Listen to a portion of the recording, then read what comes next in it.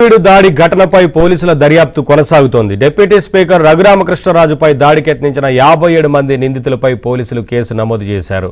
ప్రస్తుతం ఆకివీడు పెద్దపేటలో పరిస్థితి ప్రశాంతంగా ఉంది. పోలీస్ పికెట్ 144 సెక్షన్ అమలు కొనసాగుతోంది.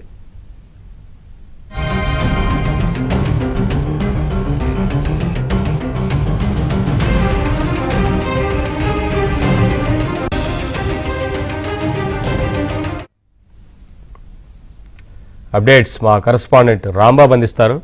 రాంబాబు, ఈ ఘటనపై ఇప్పటికే కేసు నమోదు చేసినట్టు తెలుస్తోంది కదా, ఏం చెప్తున్నారు పోలీసులు విచారణ సంబంధించి? నవీన్, నిన్న ఆకివీడు టౌన్లోని పెద్దపేటలో జరిగిన ఆ ఘటనకు సంబంధించి పోలీసులు అయితే కేసు నమోదు చేశారు. మొత్తం మీద 57 మంది మీద కేసు నమోదు చేశారు. దీనికి సంబంధించి ఇంకా అరెస్టులు అయితే ఏమీ చేయలేదు.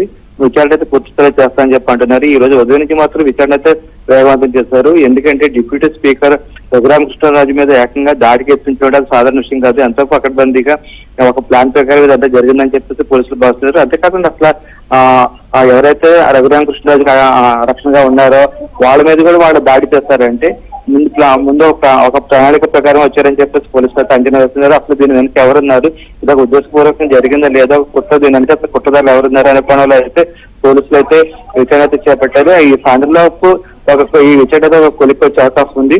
ఈ సంఘటనకు సంబంధించి అటు రాష్ట్ర ఉప ముఖ్యమంత్రి పవన్ కళ్యాణ్ గారు తీవ్రంగా ఖండించారు. ఈ విధంగా చేయడం చాలా మంచి పద్ధతి కాదని చెప్పేసి ఆయన అయితే హితవు పలికారు. ఇటువంటి సంఘటనలు జరగకుండా చర్యలు తీసుకోవాలని చెప్పేసి ఆయన కూడా పోలీసులు అయితే ఆదేశించడం జరిగింది. ఈ నేపథ్యంలో ఈ సంఘటన తీవ్ర సంచలనం సృష్టించింది. మొత్తం మీద ఈ కేసు విచారణ అయితే పూర్తి స్థాయిలో ఎటువంటి ఇబ్బంది లేకుండా చేస్తామని చెప్పేసి పోలీసు అధికారులు అయితే చెప్తారు. ఈ రోజు సాయంత్రం కదా ఒక కేసు కొలికొచ్చే అవకాశాలు అయితే ఎక్కువగా కనిపిస్తాయి. నది thank you Rambabu, thanks for the updates.